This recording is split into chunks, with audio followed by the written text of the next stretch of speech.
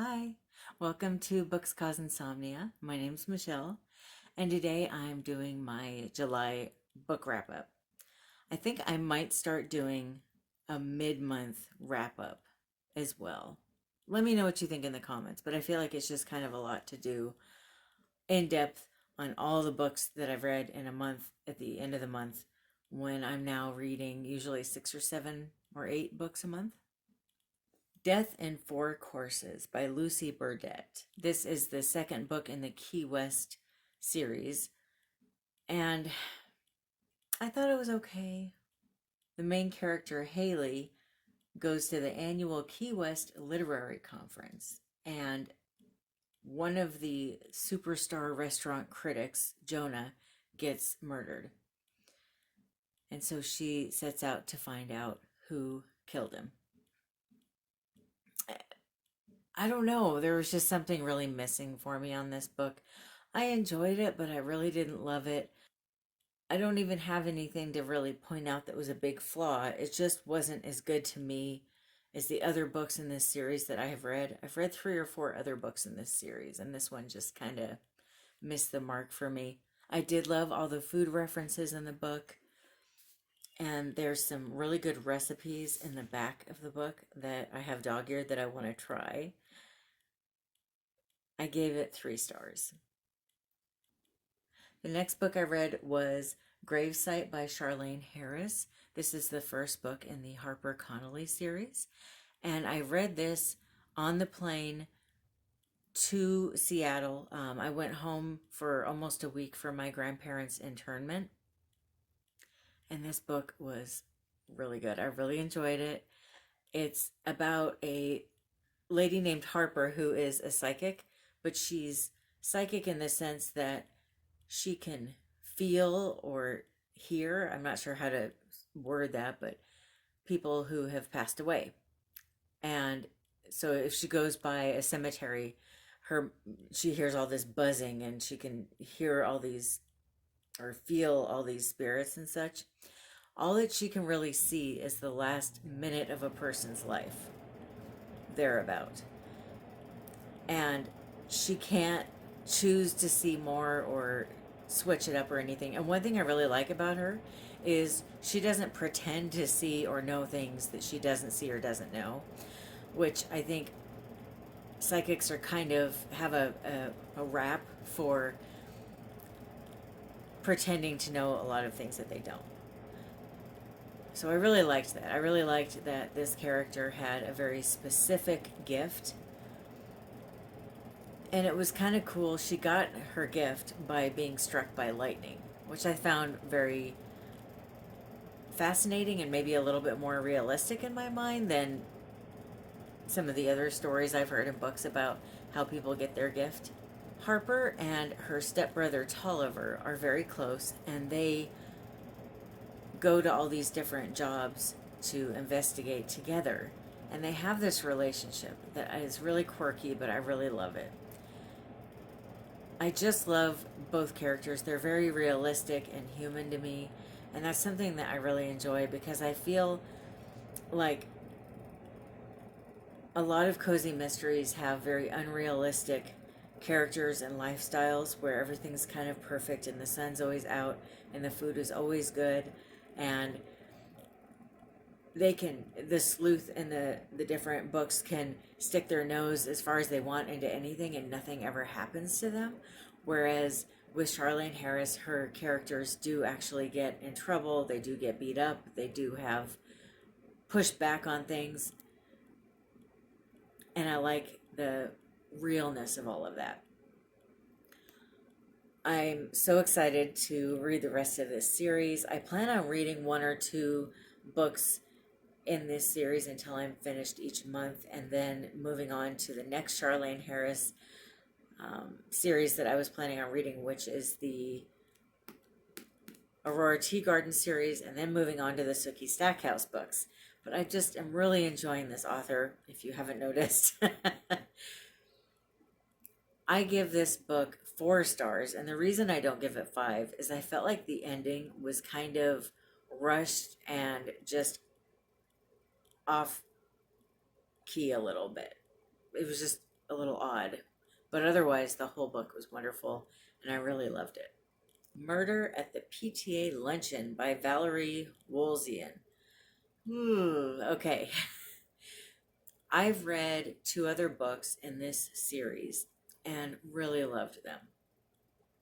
However, this book fell really short for me. There was just too many characters.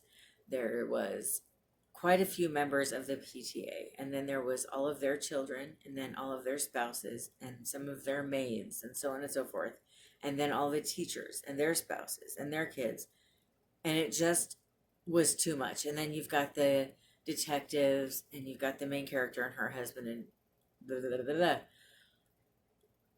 I felt like the book was trying to introduce the main characters for the rest of the series, which is fine, but I'm already familiar with them after reading some of the other books first. So it just felt too watered down with all the characters. And then I got really tired really quick of all the PTA references. Like, I don't really care what all the different people in the PTA do, like, to the degree that she went into the information about it. And it wasn't so much about who was being killed or why as what all these different people did for the PTA. It just felt really weird. I decided to DNF it at page 122. So because of that, I'm not giving it a rating. I don't think it's fair to give a rating to a book I didn't finish. Maybe the last 100 pages were just spectacular and would have changed the whole book for me, but I just really lost interest and didn't really, quite frankly, care who was killing the people that they were killing. So I'm happily moving on to the second book in this series now. The next book that I read was The Night Swim by Megan Goldin, and I actually don't have a physical copy of this book. I listened to the entire book on SCRIBD. And I have to say, I really recommend listening to this on audiobook. I mean, you could read along with it with your book or kind of switch between the two, but for the ideal reading experience, I definitely recommend the audiobook. This book is about a podcaster named Rachel who goes to a small town in an area that she's not familiar with to attend a trial that she's covering for her podcast. So during the audiobook, the podcast is a different voice actress, and there's the intro and outro music, and it's just kind of fun hearing the podcast that she's doing while she's out there in a way that I don't know that I would have enjoyed if I was reading the book. Like, I can still hear the intro song right now in my head after reading it. It's kind of cool. I feel like it makes the book stick with me a little bit more. Now, to add to the mystery and intrigue of this quiet, foggy town that's on the seaside that she goes to, a lady named Hannah starts contacting her in a very mysterious way and asking her to help look into the murder of her sister years ago.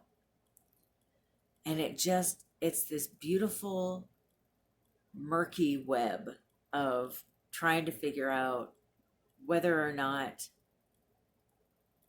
this rape that is the trial that she's going to really happened, and what really happened to Hannah's sister Jennifer years ago.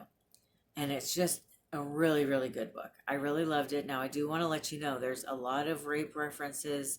There's a lot of interesting thought and dialogue about rape and rape trials and how much they ruin people's lives. But it is very triggering, though. So if you get really triggered by rape, maybe skip this book or go into it with the mindset that you already know there's going to be a lot of rape references in the book. But I gave it 5 stars. I absolutely loved it. There was a lot of twists and turns. It was beautifully written, and I really, really enjoyed it. I definitely recommend this book if you enjoy books that are about kind of mysterious places or books that bounce around from now and the past if you enjoy books that take place in a courtroom, The Final Girls Support Group by Grady Hendrix. I got this book because I decided to do a buddy read, and this is my first Grady Hendrix book that I've ever read. And I kind of wish it wasn't the first one I read, because I went into this book thinking, oh my gosh, I'm finally reading Grady Hendrix, and it's going to be so good. And it's going to be a wonderful horror novel. And this book is about the final girls, which are the girls who have survived a mass murder situation. Like if you think of any of the slasher films that you like, the girl that survived, that would be her in this book. And those girls are in this book, those girls are real, and those movies that we have all seen and enjoyed are based on these actual people, is the premise of the book. And so they all get together for a support group, and then somebody starts killing them. I got really into this book around page 50 or 60, and then it kept taking these weird turns that didn't make a lot of sense, and then it got kind of weird for me, and it didn't read like a horror novel to me. It read like a thriller, but I don't know, it was all over the place. It kind of felt like a roller coaster, just really like, you know, it's really hard to describe this book. It's like there's parts of it that I liked, and there's parts of it that I really didn't like, and there's other parts that I flat out hated. I really didn't like any of the characters. My favorite character in this book, I don't want to do any spoilers. My favorite character in this book was not human. I'll leave it at that, and if you've read the book, you know who I'm talking about. There were a couple of spots that were really suspenseful, and there was one spot where I felt kind of like scared. So because I'm all over the place and there's stuff I liked and stuff I didn't like, I'm just going to give it 3 stars. I recommend this if you like the premise of the book, or if you, I mean, I know some people really loved the book, but if you like the premise of it, or if you like thrillers, I recommend it. If you're looking for flat out horror, I don't know that I would recommend it for you. Razorblade Tears by S.A. Cosby. Okay, this book is about 2 dads, one black and one white. They each have sons that were murdered, and their sons were married to each other. And they both feel like the cops are really dragging their feet on solving these murders. And so they decide to go together to not only find out who murdered their sons, but take care of it themselves. Maybe get a little revenge, get a little justice. And I thought this book was going to be very heavy and very hard to read. No, I got into this book right away. It was very fast paced and very fun to read. It was very funny. The dialogue between the 2 dads was wonderful. And it was just, it's kind of quirky in a really good way, with it being so serious and so dark, but so funny at the same time. I just loved the characters in this book. I got very attached to them, and I just couldn't put it down. I was really into it, and I was fortunate enough to not only have this copy of it, but also have the audiobook. And the actor that did the audiobook was stellar. So this is another one that I recommend listening to the audiobook and reading the book. As you can see here, this was my book of the month selection for July. But this book, it was heart-wrenching. It was funny. It was endearing. It was a little bit scary at times. It was very fast-paced. This is one of those books where I really recommend that you purchase a very highly rated seatbelt before you start reading it and buckle in, because it's one heck of a ride. I also cried in the book. I mean, it was so good. I love this book. I really look forward to getting a copy of what's the name of it? I'm sorry, hold on here. This author wrote another book as well, Blacktop Wasteland, and I'm going to be looking for that so that I can read that as well because I loved this book so much.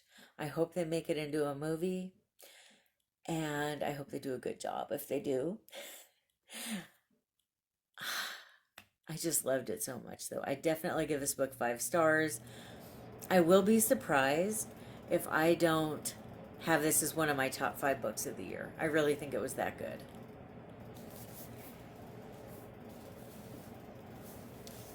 And then the last book I read was A Crime in the Family by Sacha Batthyany. This book was really amazing. It was really fascinating. It was a look into ancestral memory and how things that happen to our ancestors affect us and who we are. If you're someone who does feel affected by your ancestral memory, the author really hits the point that it's important to investigate your family history, learn what happened, acknowledge what happened, and then come to peace with it and realize how that makes you who you are and how you can move forward with your life with that knowledge. It was really good. It was a really fascinating take on yet another point of view from World War II that I haven't read before. I really do believe that some of us, have that ancestral memory, and it's so vivid that we can't stop wondering where we came from or where our ancestors came from or what happened to them. And I think that those are people like myself probably that end up doing genealogy and spending so much time investigating these things. I think that's why, because we care so much about it. I have 2 branches of my family tree that I feel very attached to. One is my mom's mom, my grandma, her family tree from Ireland. I'm very fascinated with that part of my tree. I want to go to Ireland. I want to investigate. I want to find out why I'm so fascinated and attached to them. And then the other part of my tree that I'm very attached to is my grandfather. So my real short story here. My grandfather was Finnish and he ended up being a POW in a Russian camp. That's the short story. Now, in this book, Sacha Bathany's grandfather is a POW in a Russian camp. But he's from Hungary, and it was just a little bit of a different time frame. But it really gave me a lot of insight into what happened in those camps and gave me a little bit more understanding about what my grandfather went through. His story is very fascinating to me, and I feel like I need to just keep learning more about him to understand why I feel like his story affects me so much. But that's a whole other video, right? Now, here's what I didn't like about this book, though. Okay, so that whole part of the book was wonderful. But there's always a but, right?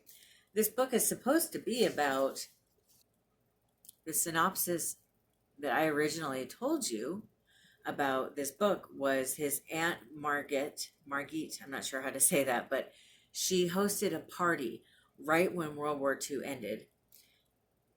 And it was this very lavish party, and some of the members of that party went out back and murdered 180 Jewish laborers who were on their way, I think, home after being in a working camp. And he set out to investigate his aunt's role in all that. And I felt like the book didn't really answer that. Was she really a part of it, or was she still at the party? Did she know what happened?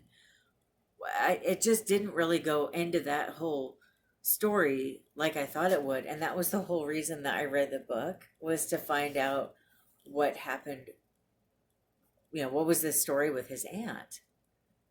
So even though I really enjoyed the book and I found it very endearing, I even cried, which I don't normally cry in books, and I cried in 2 books this month. I don't know, maybe I'm just feeling hormonal or something, but it just really touched me. But I did feel a little bit like I was misled because he went into it, but just a little sprinkling of it. He didn't really go into it like I thought he would. So that would be my one critique, is I wished he had gone more into that story of the book, but it was a really good book. And I give this 4 stars. Have you read any of these books? Let me know if you have, or let me know if you want to read any of these books. And I will be back in a couple days. I don't really have a set schedule of when I post videos. I try to do 2 a week. But sometime Monday, Tuesday, or Wednesday next week, I will do a TBR video for you, letting you know what books I plan on reading in August. And then we will go from there. Thank you so much for watching. I hope that you have a wonderful rest of your day or night. I love you. Bye.